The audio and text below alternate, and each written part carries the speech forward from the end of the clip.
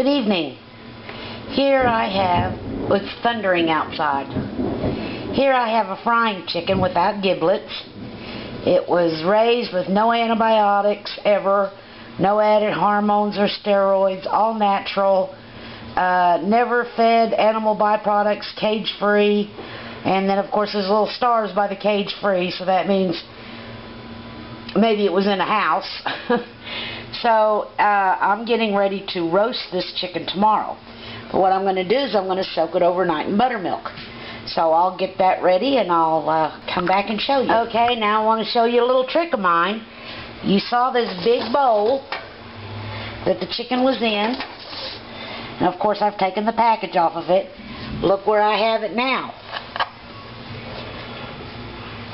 This is what I'm going to soak the chicken in. It's a big coffee can. Well, one of those plastic ones. Now, think about it. You throw these away, but what I can do now is I'm going to soak the chicken in here. And what's going to happen? It's got a lid. Look how much less room it's going to take up in my refrigerator. It's stable. I can throw it away. I don't have to worry afterwards. So this works out perfect for me. It's going to fit in my refrigerator real nice. I don't have to worry about it getting knocked over. I can toss it when I'm done marinating my chicken. And less room.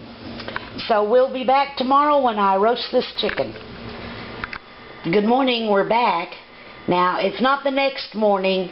I ended up freezing this chicken with the buttermilk, you know, filling it up with water and freezing it because I couldn't get to it the next morning, it turned out. So now here it is. I've drained it. I've rinsed all the extra buttermilk off of it, and I want to put it in this pan, and we're going to spice it up, cover it with some tin foil, and bake it in the oven.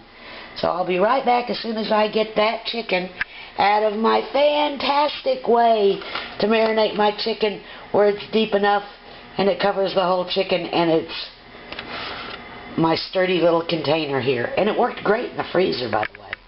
So we'll be right back. Okay, here we go. I got my chicken in my old frying pan here. It's an old frying pan that I can't use for a frying pan anymore because it's got some of the enamel busted off of it, but I can still use it for baking. Makes a great pie pan, cake pan, well, pies too. Okay, so there's my chicken, and all I'm going to put on it is real simple. I'm going to put some pepper,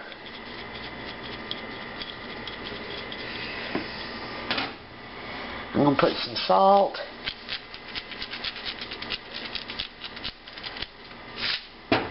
I'm going to put some powdered sage on it. Just enough, because you know that's going to go down in that gravy. And here, there's my homemade salt and pepper shakers. I'm just really proud of them. Here, I'm going to stuff the chicken with onions and garlic. And that's going to be it. It's just going to be a real simple, plain, roasted chicken. So just a second, I'll put those onions and garlic inside the cavity of the chicken, and I'll be right back. There you go. I've got it all stuffed with those onions and the garlic. I got nice salt and pepper on it. We're not, you know, real, and then I put some sage on it.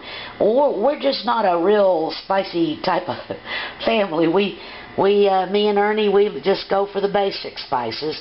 I like paprika, he doesn't, which that reminds me, just a second, I think I will put some paprika on the breast because that's the part I'll get. Okay, here's my paprika. I buy paprika in bulk, keep it in the freezer, and then I have this little empty spice jar here, and I use that. Now, I love paprika, and Ernie doesn't, so I'm going to make sure. I usually end up getting the breast, and Ernie gets the legs and thighs. Of course, I like the wings. So, and And I love paprika. I know y'all that looks like a lot, but garlic and paprika is probably my two favorite spices. So there we go. Now it's going to go in the oven, low and slow. I'm going to say 300 degrees until it's done. But now I want to bring up here again about my salt and pepper shakers. Y'all, I really, really like my idea here. You can expand on it. I hated always having to fill up these little salt and pepper shakers. I keep salt in my cans in the pantry. Not in the pantry, excuse me. We buy salt and pepper in bulk. And just a second. Okay, we buy salt and pepper in bulk. But for just plain cooking, when I really got to put a lot of salt or something, or pepper on something, I use these old Rockstar cans. But for around the table and around the stove, I just got tired of filling up them little salt and pepper shakers. Of course, Ernie did the filling up.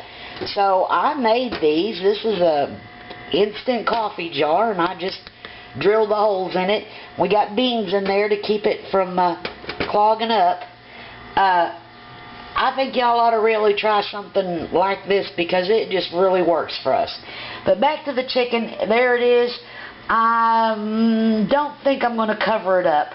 I think I'm just going to put it just like that in the oven, 300 degrees for probably about an hour, hour and a half. I don't know. I'll check it. We'll bring you back then. So here it is, folks, just out of the oven. It looks really good. Now, that paprika looks dark there, but that'll dust off, and I get to eat that skin. Sounds good to me. Now, just a little side note here. Here's Ernie's breakfast. He's got 2 fried eggs, 4 sausage patties, and sliced up tomato. And that's his breakfast.